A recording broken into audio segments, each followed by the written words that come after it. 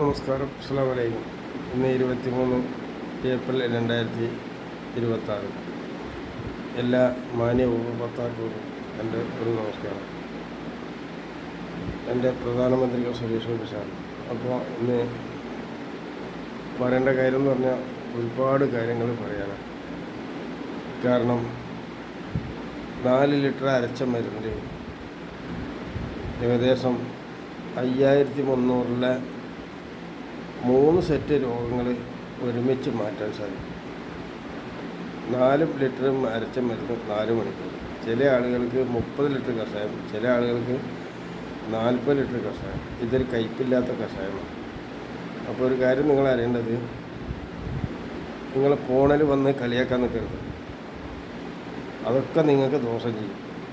എങ്ങനെയാണെന്നല്ലേ അതിപ്പോൾ കാത്തിരുന്ന് നിങ്ങൾക്ക് കാണാം. അപ്പോൾ ആവശ്യമുള്ളവർ അതിൻ്റെ രീതിയിൽ വരണം. എൻ്റെ മരുന്ന് ഉപയോഗിക്കാൻ നിങ്ങളെ ആരും സമ്മതിക്കില്ല.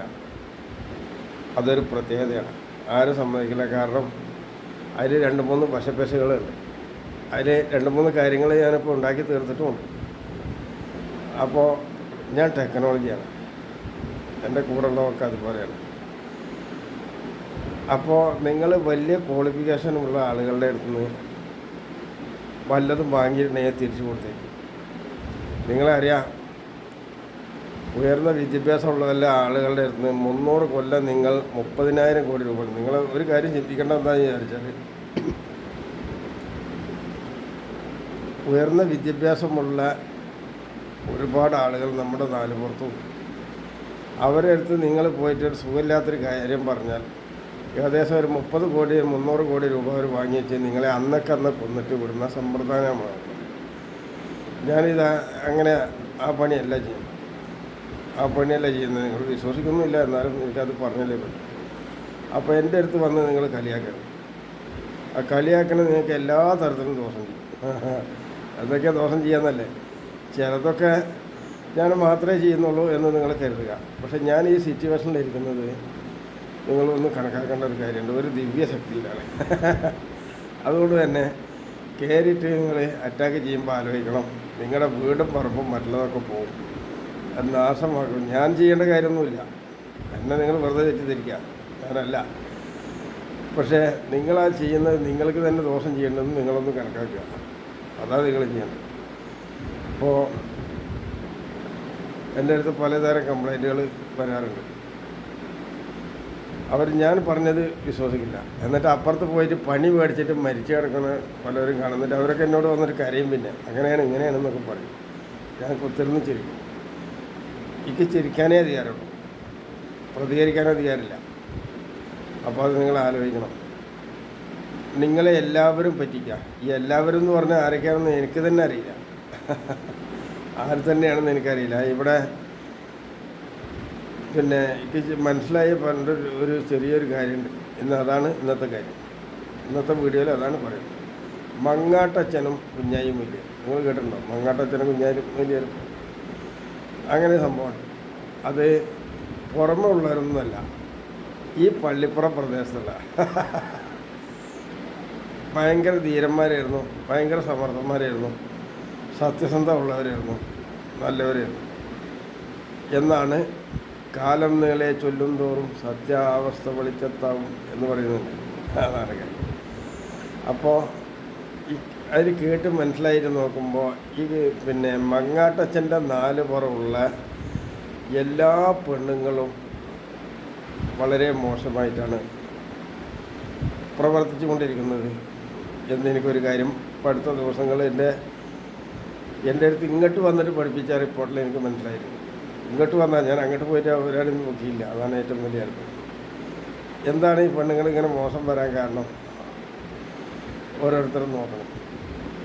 അതായത് ഭർത്താവിന് പൈസ പോരാ, ഭംഗി പോരാ, ദൈവവിശ്വാസിയല്ല എന്നൊക്കെയാണ് കാര്യം.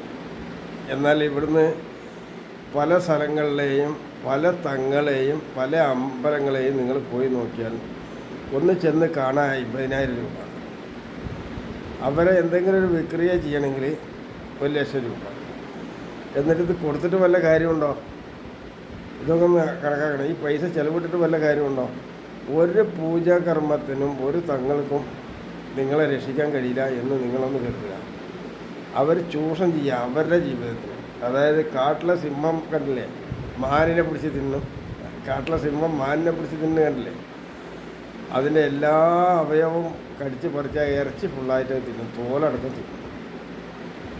അതിലൊന്നാണ് ഈ ദൈവങ്ങൾ. അതായത് ദൈവസൃഷ്ടികൾ ഇവർ തട്ടിക്കൂട്ടി ഉണ്ടാക്കിയിട്ട് നിങ്ങളെ പറ്റിക്കുക.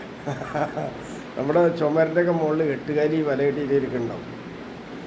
മനസ്സിലെ എട്ടുകാലി വല കെട്ടിയിട്ടിരിക്കുന്നത് നിങ്ങൾ തമാശയായിട്ട് കണക്കാക്കണ്ട, അതിൻ്റെ ജീവിതമാർഗ്ഗമാണ്. അതായത് നമ്മളെ ഈ പറക്കുട്ടി ദൈവം, കുട്ടിച്ചാത്തൻ ദൈവം, അതുപോലെ മുസ്ലിം ദൈവങ്ങളൊക്കെ ഒരുപാട് ഇരിക്കുന്നുണ്ട്. മുസ്ലിം പലതരം ദൈവങ്ങളിരിക്കുന്നു. അതൊക്കെ എന്ന് പറഞ്ഞാൽ ഈ എട്ടുകാലി വല കെട്ടിയിരിക്കുന്ന പോലെയുള്ള സംവിധാനം എന്ന് വെച്ചാൽ അതിൻ്റെ മുകളിൽ ഏതെങ്കിലും ഈച്ച കുത വന്ന് പിടിക്കും, അതിനെ പിടിക്കാൻ പല്ലി വരും, പല്ലിനെ പിടിക്കാൻ പല്ലിയുടെ വാപ്പ വരും, അതിൻ്റെ ഇടയിൽ തവള കയറും, തവളയെ പിടിക്കാൻ പാമ്പ് വരും. ഇത്തരത്തിലാണ് ഈ സംവിധാനം പോകുന്നത്. അതായത് എല്ലാ ലെവലിലും എല്ലാ സാധനം അതങ്ങനെയാണ്. ഇതിലൊരു വർഗമാണ് ഈ ദൈവവിശ്വാസം എന്നത്. അതൊരു തട്ടിപ്പാണ്. അതിപ്പോൾ അടുത്ത കാലത്ത് എൻ്റെ വീഡിയോയിലും എൻ്റെ ഈ കണ്ടെത്തലിലും നിങ്ങൾ മനസ്സിലാക്കി എന്ന് ഞാൻ കരുതുക. എനിക്കൊരുപാട് സൈബർ തട്ടിപ്പുണ്ടായി. ആ സൈബർ തട്ടിപ്പിൻ്റെ പിന്നിൽ പങ്കെടുത്ത് നോക്കുമ്പോൾ നല്ല ആളുകൾക്കുള്ള കാര്യമല്ല ഞാനീ പറയുന്നത് കേട്ടോ, ദുശീലമായി പ്രവർത്തിക്കുന്ന ആളുകളുടെ കാര്യം മാത്രമാണ് പറയുന്നത്. ഇവിടെ ഒരുപാട് കറാമത്തുകൾ വാരി ചൊരിയുന്ന തകന്മാരുണ്ട്, വാരി ചൊരിയ. അതുപോലെ തന്നെ അതിൽ പെടുന്ന അമ്പലങ്ങളൊക്കെ ഉണ്ട്. എൻ്റെ ഒരു മാനേജർ അടിസ്ഥാനത്തിൽ ഞാൻ ഇവരുടെ അടുത്തൊക്കെ ഒന്ന് മുമ്പ് സമീപിച്ച് നോക്കി. ഒന്നും നടക്കില്ല, വെറുതെ നമ്മൾ ഈ അമ്പലങ്ങളിലും ദൈവങ്ങളിലൊക്കെ വെറുതെ പോയിട്ട് വിശ്വസിക്കണം. അതിലേക്കൊക്കെ വലിയ കർമ്മം എന്ന് പറഞ്ഞാൽ നമ്മളുടെ മാതാപിതാക്കൾ നമ്മളെ പഠിപ്പിച്ച ഭാഗത്ത് കൂടെ പോയി കുറച്ച് എന്തെങ്കിലുമൊക്കെ ചെയ്യാൻ കിട്ടി, അതിലെന്തെങ്കിലുമൊക്കെ കിട്ടിയെങ്കിൽ മാത്രം കിട്ടും. അതിന് ഏറ്റവും വേണ്ടത് നിങ്ങളൊരു കർമ്മത്തിൽ കൃത്യമായിട്ട് ചെയ്യുക, നിങ്ങളെ ജോലി കൃത്യമായിട്ട് ചെയ്യുക. ജോലി എന്താണോ അത് കൃത്യമായിട്ട് ചെയ്യുക. ജോലി വെച്ചാൽ പോക്കറ്റടിയും കൊലപാതകവും അല്ല ഈ പറയുന്നത്. മദ്യം വിൽപ്പന, ലോട്ടറി വിൽപ്പന, അതുപോലെ മയക്കുമരുന്ന് ഉപയോഗം, കൊലപാതകം, പോക്കറ്റടി, കളവ്, നുണ പറയൽ, അതിലുമ്മ വലിയ വിജയമൊന്നും ഇതിൽ നേടില്ല. ആര് പറഞ്ഞാലും ഞാനിത് പറയുന്നത് ഒരു പരമേശ്വരന് വേണ്ടിയിട്ടാണ് ഇക്കാര്യം പറയുന്നത്. അപ്പോൾ ഈ പരമേശ്വരൻ ചേട്ടൻ ആളൊരു പാവമാണ് എന്നെനിക്ക് മനസ്സിലായി. കേരളത്തിലെ ഏറ്റവും വലിയ ബുദ്ധിമുട്ട് നേരിടുന്നത് തൊഴിൽ സ്ഥാപനം കൊടുക്കാത്തതാണ്. നല്ലപ്പം കാലത്ത് മാർക്സിസ്റ്റ് പാർട്ടിയിൽ പെടുന്നവരൊക്കെ സമരം ചെയ്യാനും ബന്ദ് ചെയ്യാനും സ്ട്രൈക്ക് ചെയ്യാനൊക്കെ ഇരുന്നാൽ ഒരു 40-45 വയസ്സ് കഴിയുമ്പോൾ ഒന്നുകിൽ നിങ്ങൾ കയറ് കെട്ടി തൂങ്ങി ചാവുന്നതാണ് നല്ലത്, അല്ലെങ്കിൽ 45 ആവണതിൻ്റെ മുമ്പ് കയറ് കെട്ടി തൂങ്ങി ചാവുക. ആണായാലും പെണ്ണായാലും. മാർക്സിസ്റ്റ് പാർട്ടിയുടെ പെണ്ണല്ല ലീഗരോടും എനിക്ക് കാര്യം പറയുന്നത്. ഇല്ലെങ്കിൽ ജീവിച്ചിരുന്നാൽ ഇത്തരത്തിൽ തകരാറ് വരും. കാരണം നിങ്ങൾ ഒരുപാട് ദ്രോഹം മറ്റുള്ളവർക്ക് ചെയ്താൽ, അതായത് തൊഴിൽ ചെയ്യുന്ന കമ്പനികൾ രോഗം മാറുന്ന മരുന്നുകളൊന്നും ഉപയോഗിക്കാൻ പറ്റാണ്ട് കഷ്ടം ചെയ്തിട്ടുണ്ട്. ഇപ്പോൾ പിണറായി വിജയൻ വന്നിട്ട് 2000 രൂപ പെൻഷൻ തന്നിട്ടുണ്ട്. ആ 2000 നിങ്ങൾ 26-ാം തീയതി നിങ്ങൾക്ക് പൈസ കിട്ടും, 11-ാം തീയതി കിട്ടും. എന്നിട്ട് അതിൽ കടം മേടിക്കാൻ ജീവിക്കാമെന്നൊന്നും നിങ്ങൾ കരുതണ്ട, അതൊന്നും നടക്കില്ല. ഇപ്പം ഇനി കോൺഗ്രസ് അധികാരത്തിൽ വന്ന ഒരു പൈസ നിങ്ങൾക്ക് കിട്ടില്ല, മനസ്സിലായില്ലേ? ഒരു പൈസ കിട്ടില്ല. അതിന് നിങ്ങൾ തർക്കിച്ചിട്ടൊന്നും കാര്യമില്ല, മനസ്സിലായില്ലേ? ഞാൻ മുഖ്യമന്ത്രിയായ ഞാൻ ചെയ്യുന്നതെന്ന് പറഞ്ഞാൽ നിങ്ങളെ കൊണ്ടൊക്കെ പണിയെടുപ്പിക്കും, എല്ലാവരെയും കൊണ്ട് എടുപ്പിക്കും. അതിൻ്റെ സിറ്റുവേഷൻ ഇപ്പോൾ അടുത്ത ദിവസം നിങ്ങൾക്ക് മനസ്സിലായി കാണും.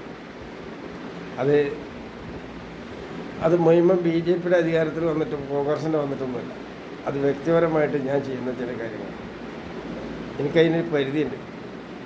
ഇവിടുത്തെ തങ്ങന്മാരും മൈര്യന്മാരും അതുപോലെ തന്നെ ഇവരെ ഈ കത്തുന്ന ദൈവങ്ങളില്ലേ, പറക്കുന്ന ദൈവങ്ങൾ, കുട്ടിച്ചാത്തൻ ദൈവം, ചാത്തൻ ദൈവം, പറക്കുട്ടി ദൈവം, ഇതൊക്കെ നിങ്ങളെ പറ്റിക്കുക.